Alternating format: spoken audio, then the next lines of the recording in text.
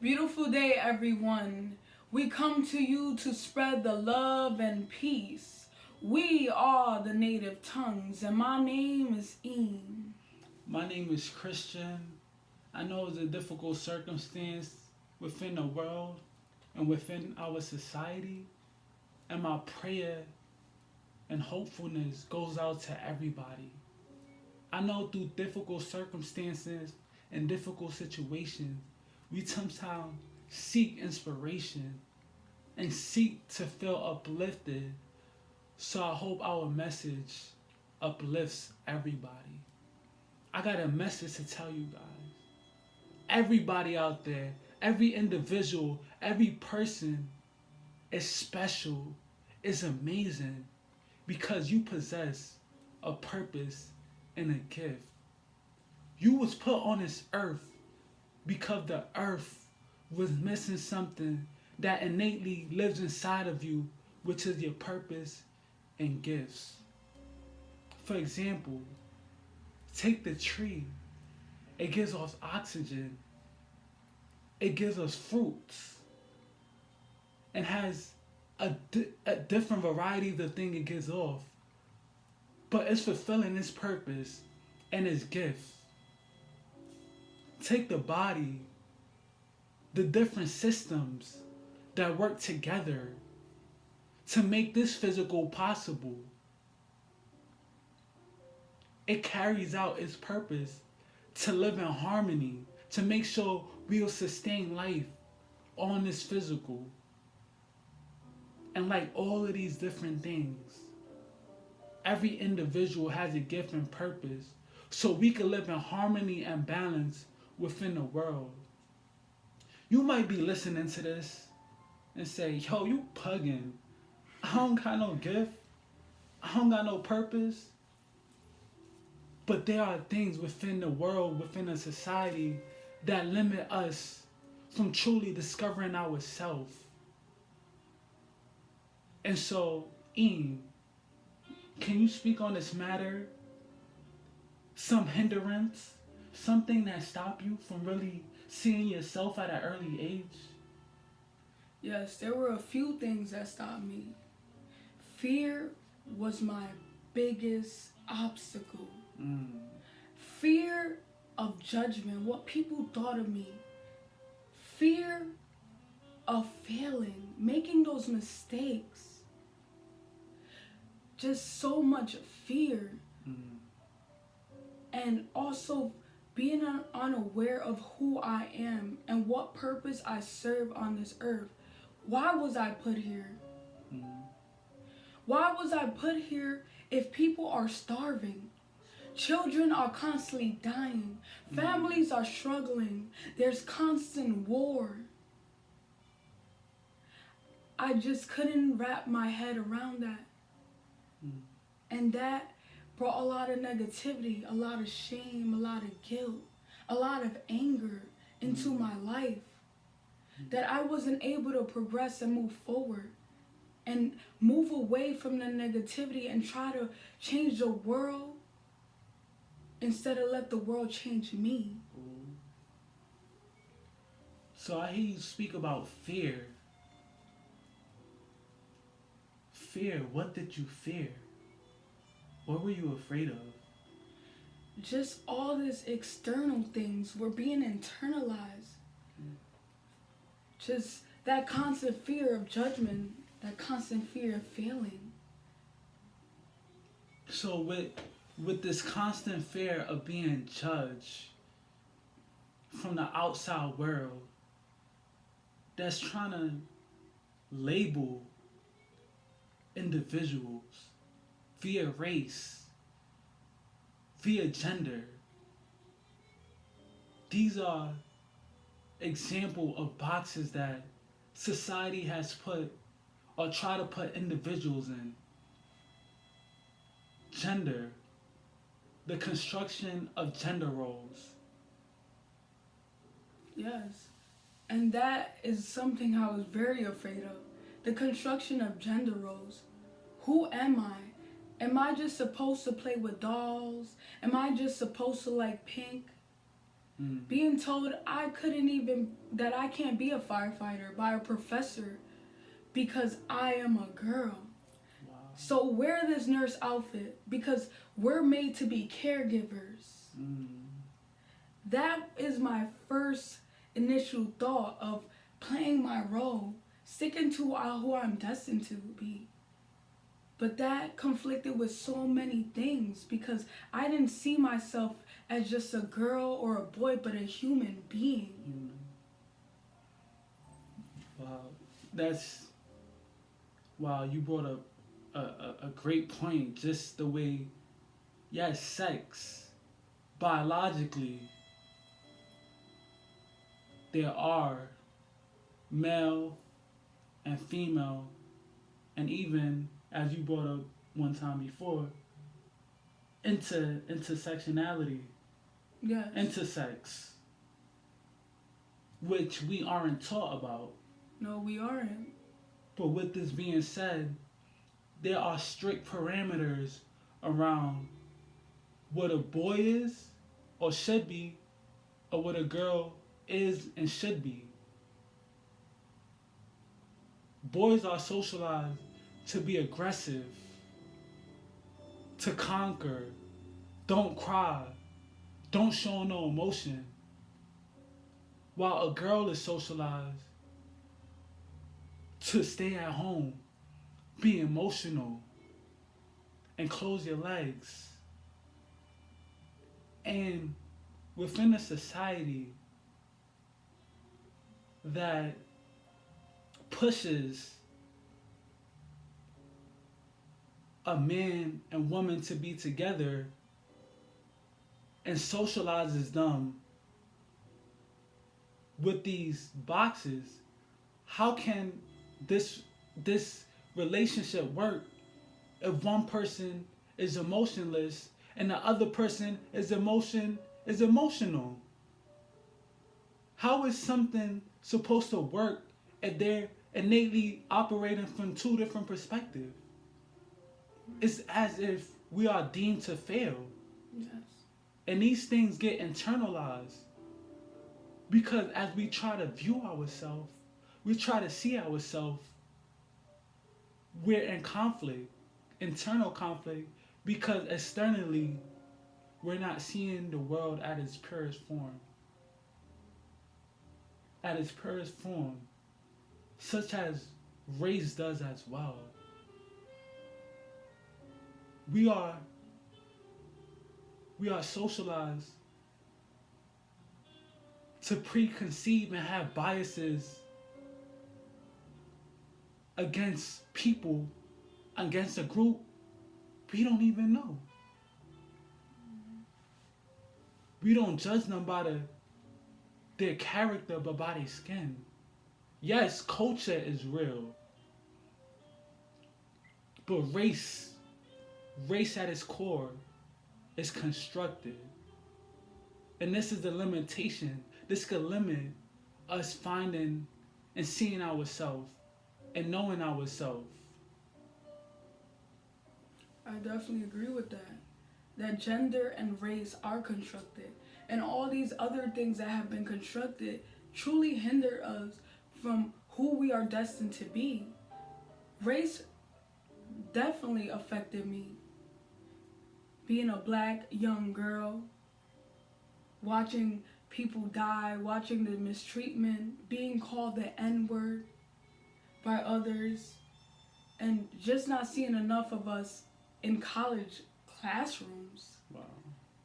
That affected me as well. I didn't understand why there was this discrepancy. And gender, as you mentioned, with the connection of sex is not very equivalent Wow. at all. And it just affects us in so many ways, especially in the LGBT community, Mm. where there is so much confusion in trying to figure out what role do I actually fit into. Am I just a man? Am I a woman? Am I just a spiritual being? What am I? What are you? And why am I here? And so You're speaking on all the intersectionality that exists within the world and trying to discover yourself. And all of these labels, all of these categorizations could limit us from seeing ourselves. So for me, being a black man and the media being so prevalent than ever within a society, it's been here for a while. And it sometimes could show you a world that it wants you to reinforce through your actions. So as I look at the screen sometimes,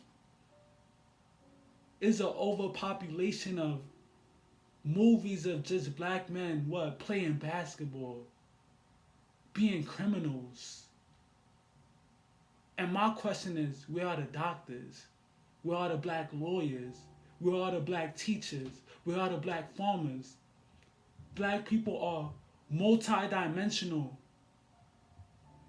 But what is this creating? If you do not see a representation of yourself because the world is not showing you that, it could limit the possibility or even the thought of what you can be. So you're trying to figure out yourself. You're trying to figure out who you are in a world that limits what you can be. I never saw anybody be that like that, even though something is telling me that I should be like that. So now the world versus who you are is causing conflict. So with that conflict, the burden becoming heavy, your pain is becoming so deep. It hurts so much.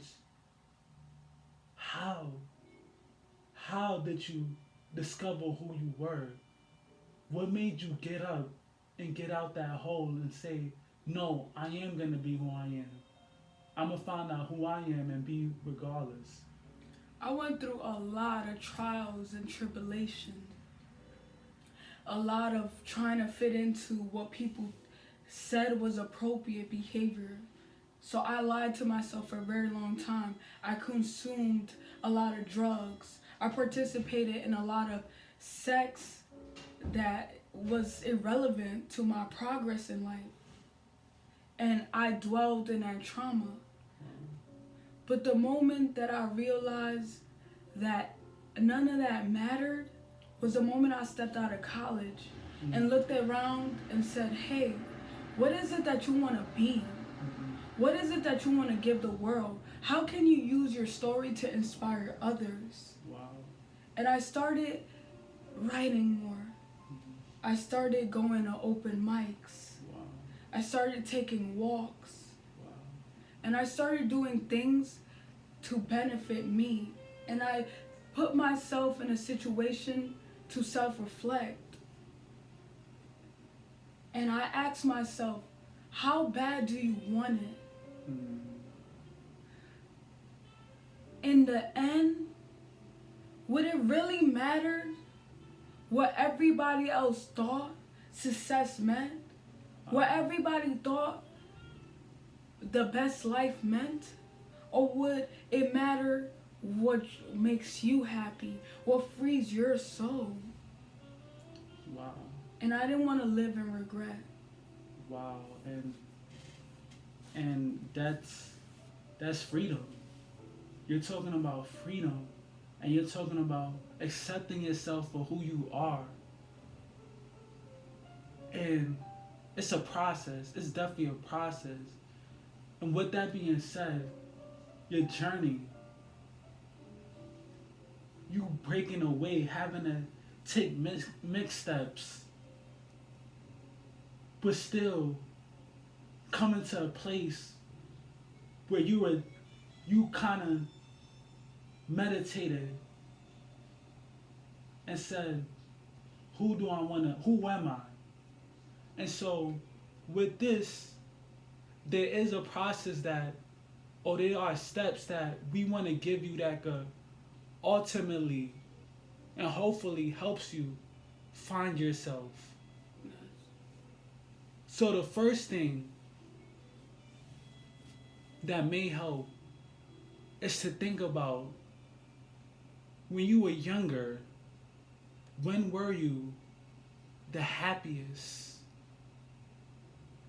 What did you want innately? Because essentially you was at your purest form. You was authentically you. Your desires of the world might not have gotten to you. And you wanted what you wanted because that was authentically you. For me, I remember being super young, probably like 3 or 4, just laying down on a bed and just being at peace. Like I was happy being at peace, the sun shining. Remember that I wanted love, to feel safe, and that's it. And I strive for that today. That very moment, I remember being a young child, being at ease, being at peace. That's what I strive for. What about you, Ian? I definitely relate to you, Chris. That inner peace. And what brought that to me is those connections. I would run to school to hang out with my friends. I love being around them. And then after school, I'll run back home to be with my mom, our mom, to be with you, with our other brother. It just felt so good to be around that love, to be unified. And that's all that mattered, that calmness, that ease. Without any judgment, just playing, being free, like you mentioned. Just being free. Wow. Wow. The second thing that may help you discover yourself is what are you attracted to? What's something that if it goes on, you have to be there. Including what are you good at? What comes naturally to you? So for me, something I gravitated towards was always conversations that will enlighten me. Always speeches. Always things that will make me better. Music with the combination of enlightenment. I remember first grade just banging, feeling the music, and then listening to like Kanye when he was listening to All Falls Down. I'm so self-conscious. I'm like, oh, what is that? What is he saying? But with the beat, the music, the combination of both was what I was seeking, was what I gravitated towards. What about you, Ian? So I definitely understand that connection with music. So what I connected with most is my paper and my pen. That was my therapy. Because I felt like I couldn't share that with anybody. But there was no judgment when I wrote. I could seal it, hide it. And I used to write all sloppy so nobody could actually read it. You know, so I can read it. Sometimes I couldn't even read it though, to be honest. But it just felt good to write it down. And as I grew up, I was able to use that to not only survive, but to thrive. And so as you talk, you're bringing up like what you're attracted to, what you're good at, in a sense, is what opened up the floodgates to knowing yourself.